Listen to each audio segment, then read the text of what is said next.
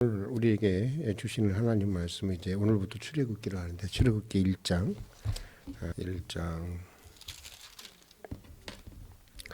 8절부터 14절의 말씀 함께 보도록 하겠습니다. 출애굽기 1장 8절에서 14절의 말씀입니다. 우리 같이 읽도록 하겠습니다.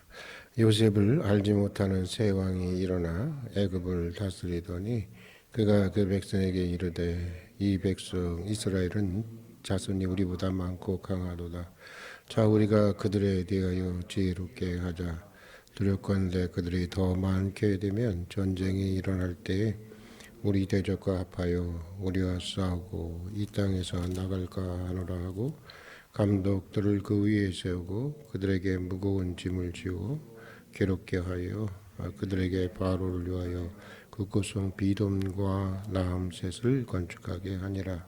그러나 학대받을수록 더 번성하여 퍼져나가니 애굽 사람이 이스라엘 자손으로 말미암아 근심하여 이스라엘 자손에게 이를 엄하게 시켜 어려운 노동으로 그들의 생활을 괴롭게 하니 곧 흙이기기와 벽돌 굽기와 농사의 일 여러 가지라. 그 시키는 일이 모두 엄하였더라. 22절 한 절만 더 읽겠습니다. 그러므로 바로가 그의 모든 백성에게 명령하여 이르되 아들이 태어나거든 너희는 그들 나일강에 던지고 딸이든 살려둬라. 그러니까 이스라엘 산파들에게 이스라엘 백성이 혹시 아들을 낳거든 죽이라고 한 그런 명령입니다. 바로의 명령입니다. 그제까지는 다가오는 새해에 우리들의 삶이 기쁨 가운데 세워지기를 기도하는 마음으로 실학의 소신이라고 하는 별칭을 가진 빌립보서를 강해해 왔습니다.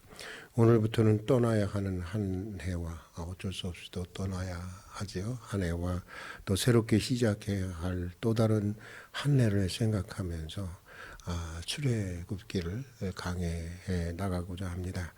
흔히 신앙의 삶을 가르쳐서 순례의 삶이라고들 합니다.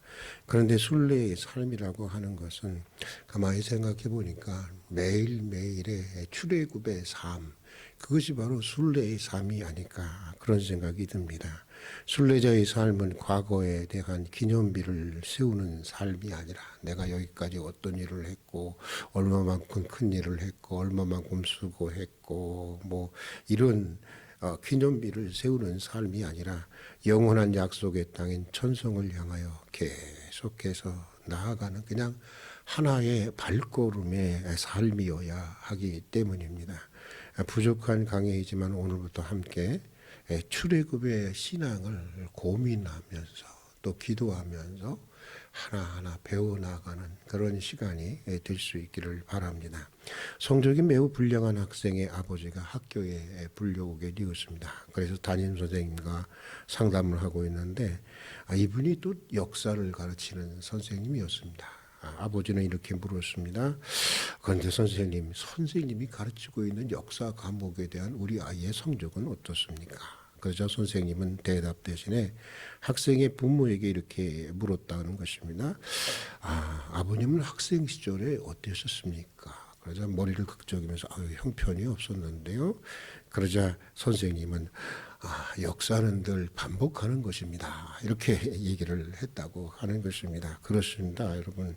역사는 반복되는 것입니다. 어제 일이 또 오늘 일어나는 것이고 오늘 일어난 일들이 또 내일 일어나게 되는 것입니다. 전도서의 말씀대로 세상사 사실 살아보면 새로울 게 없어요. 뭐 신학도 뭐 위대한 신학이지 뭐 20세기 후반부터 생존하는 최고의 신학자라고 하는 이 몰트만이라는 신학자. 제가 그분을 전공했지만 그분의 얘기도 다 새로운 거 없어요. 과거에 있었던 거 새롭게 표현하는 것 뿐이에요. 그래서 우리가 과거를 연구하는 것이고 또 성경의 역사를 연구하는 것인데 왜? 그것이 우리의 삶 속에 계속해서 반복해서 발생하는 것이고 또 역사의 교훈을 통해서 우리는 그럴 때마다 다시 대처해 나가게 되기 때문입니다. 누구나 경험하는 것처럼 살다 보면 예기치 않게 번영하는 날들이 있어요. 뭐 별로 노력하지 않아도 뭐 일이 술술 잘 풀리는 날들이 있지 않습니까? 그러나 반대로 전혀 예상할 수 없는 고난에 직면하는 날들도 있습니다. 아무리 애를 써도 이게 일이 안 풀리고 또 일이 꼬이고 그냥 숨 막히고 답답한 그런 날들이 있습니다. 다양한 이유로 다양하게 다가오는 그런 그 고통의 날들이 있습니다. 본문에서도 애굽의 종류였던 요셉의 자손으로 애굽에서 잘 나가던 이스라엘 백성들이 요셉을 모르는 왕의 등장으로 갑자기 고통의 시간을 맞이하게 됩니다. 아마도 요셉이 다스리던 왕조와는 이 보면은 이제 이집트의 왕조의 그 역사를 읽어보면 얘네들도 막 혁명이 일어나고 막 격변해요. 이렇게.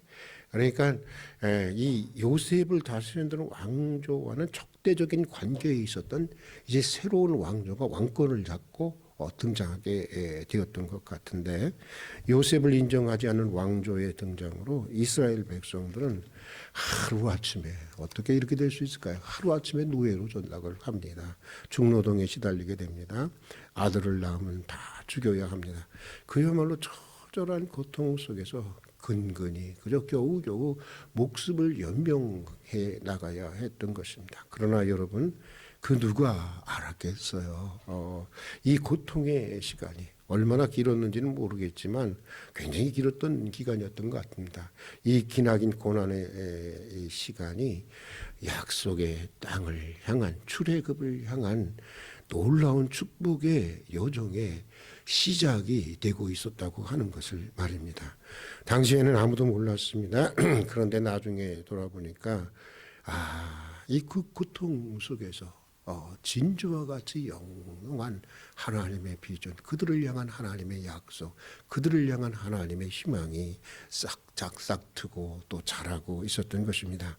본문은 고통에 대해서, 고난에 대해서, 인간은 고난 속에 사는데 고난에 대해서 두 가지 중요한 어떤 그 관점을 우리에게 제시해 주고 있습니다. 먼저 고통 속에는 소명이 있다고 하는 것입니다. 옥하는 목사님의 설교집에 고통에는 뭐 뜻이 있다? 뭐 그런 그 설교집이 있지 않습니까?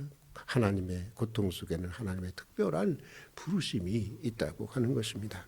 대표적인 인상파 화가 가운데 빈센트 반 고흐라는 사람이 있습니다. 그는 목사가 되기 위해서 사실은 신학을 공부했던 신학도였습니다. 그러나 뜻대로 공부도 안 되고 모든 것이 고통스럽게만 느껴졌습니다. 그러던 어느 날 하나님이 자신을 화가로 부르게 되었다고 하는 그런 확신을 갖게 됩니다. 마침내 화가의 길을 선택하던 날 그는 이런 글을 남겼습니다. 나의 운명의 길이 열렸다. 새로 태어난 나 빈센트, 내 나이 27, 나는 이제 화가의 길을 가련다. 이 길은 하나님의 약속 속에서 시작되는 영원한 길.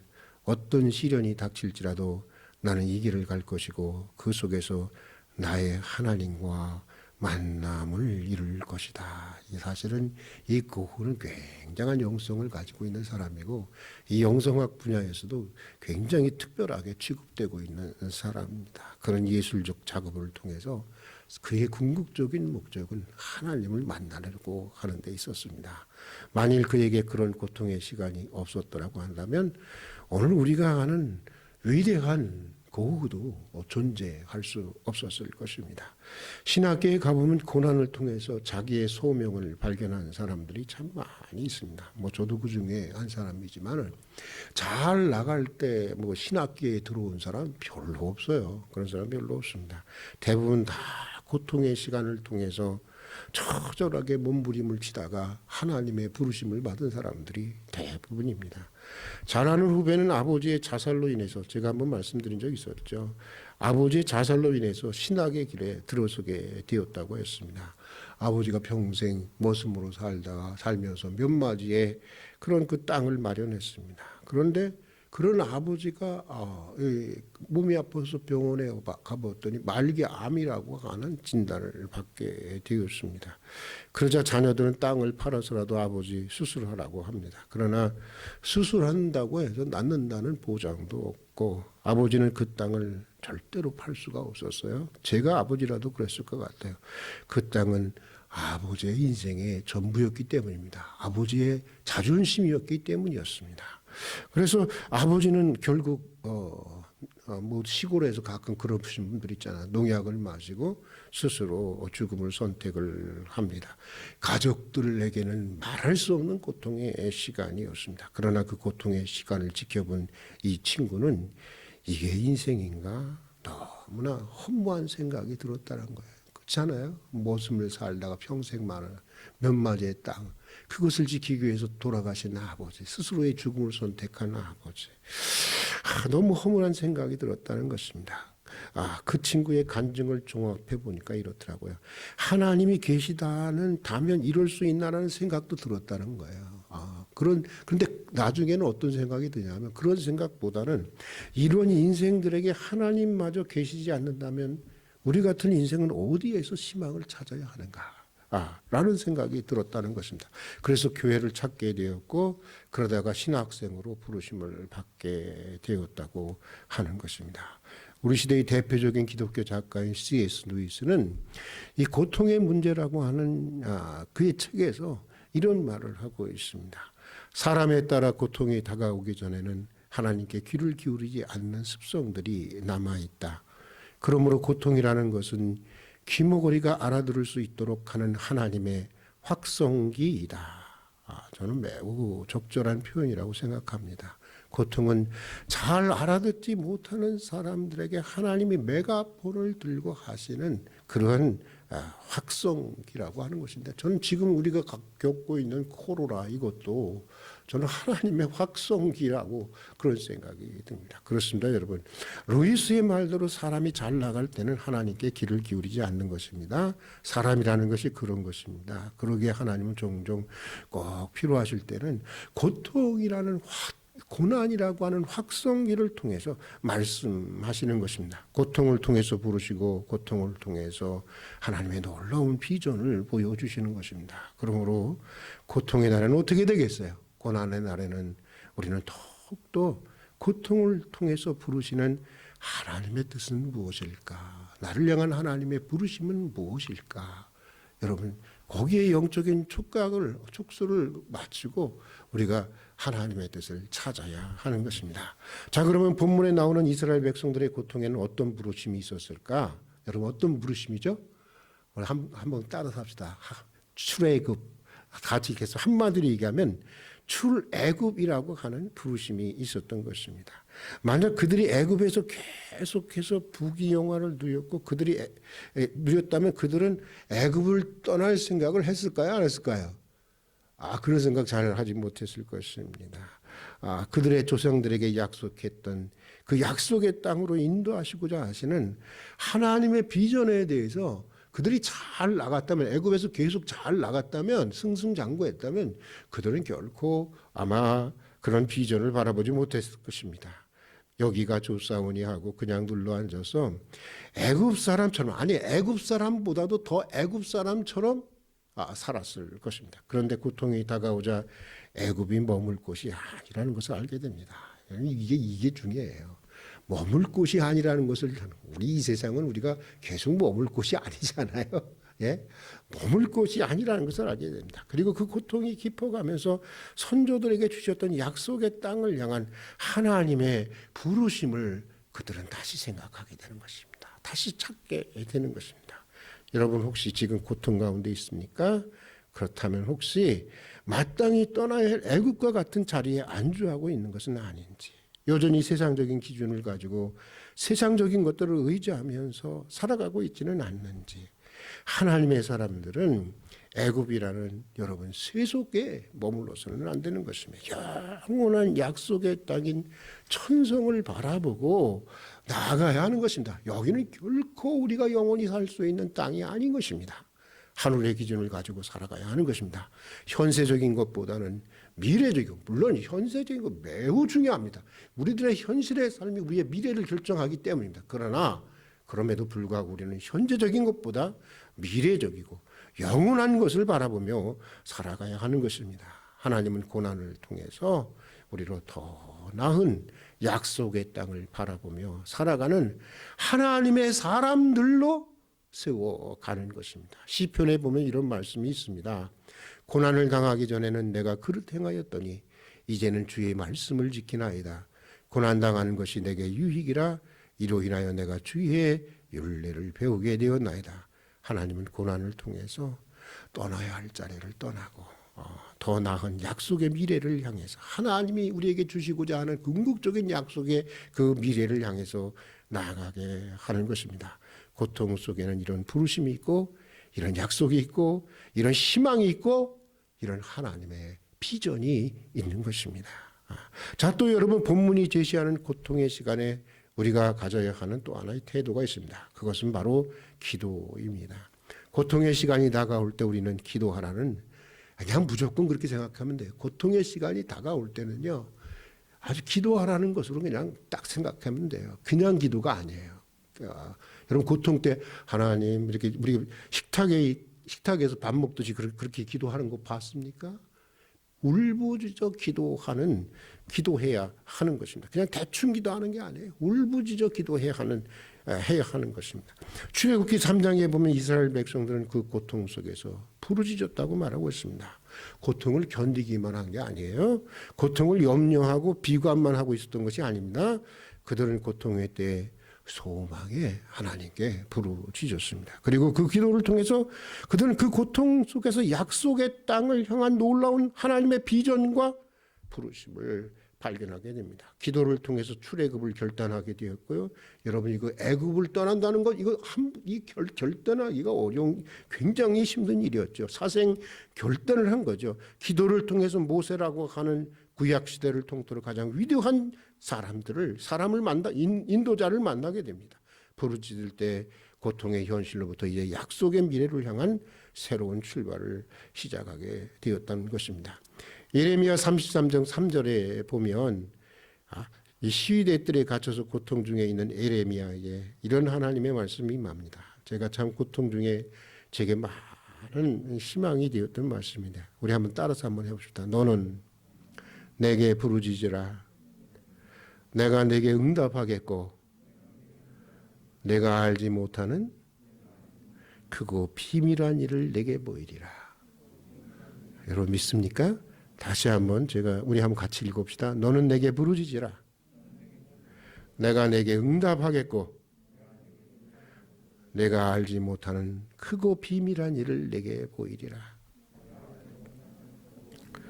여러분, 부르짖을 때 응답의 역사가 나타나는 것입니다. 여러분 아시지 않습니까? 부르짖을 때 고통 속에 감추어진 하나님의 크고 놀라운 비밀을, 그 비전을 알게 되는 것입니다. 문익환 목사님의 책을 읽다가 꿈을 비는 마음이라는 그의 시 중에 이런 구절이 참 마음에 다가왔습니다. 이런 시입니다. 개똥 같은 내일이야 꿈 아닌들 안 오리 많은 조개 속 보드러운 살 바늘에 찔린 듯한 상처에서 저도 모르게 남도 모르게 자라는 진주 같은 꿈으로 잉태된 내일이야.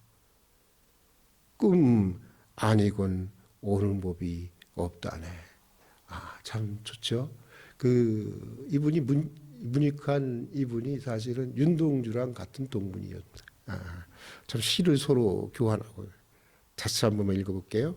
개똥 같은 내일이야 꿈 아닌들 안 오리마는 조개 속 보드라운 살 바늘에 찔린 듯한 상처에서 저도 모르게 남도 모르게 자라는 진주 같은 꿈으로 잉태된 내일이야. 꿈 아니곤 오는 법 없다네. 여러분 그렇습니다. 개똥 같은 내일은 꿈꾸지 않아도 돼요. 그냥 가만히 있어도 개똥은 오게 돼 있습니다. 그러나 진주같이 영롱한 내일은 그런 것이 아닙니다. 그런 내일을 위해서는 우리는 진주 같은 꿈을 꾸어야 하는 것이고, 오늘 또 살이 찢어지는 조개처럼 속살이 찢어지는 아픔을 감당하면서도 진주를 만드는 조개의 산고를 겪어내야만 하는 것입니다. 조개의 고통 속에서 진주가 자라는 것처럼 우리가 받는 고통 속에서 진주와 같이 영롱하게 빛나는 하나님의 부르심과 비전과 우리를 향한 놀라운 하나님의 약속이 자라가기 때문인 것입니다. 여러분, 인생을 고해와 같다고 하지 않습니까? 인생이 너무 많은 희망을 걸지 마세요. 예. 고해와 같다고 하지 않습니까? 왜 그랬겠어요? 뭐 동서고금을 막론하고 인생에 대한 정의는 고해와 같다는 거예요. 뭐 고해가 뭡니까? 예? 뭐 고백하는 거예요? 아니잖아요. 고통스러운 바다와 같다고 하는 거 아니겠습니까? 어떤 인생도 고난으로부터 자유로운 인생은 없는 것입니다. 여러분, 그 고난의 날에 그 고통이 품고 있는 진주와 같은 영롱히 빛나는 그런 하나님의 미래를 바라보면서 기도의 자리로 더욱더 나아갈 수 있는 여러분들이 될 수 있길 주의 이름으로 축복합니다.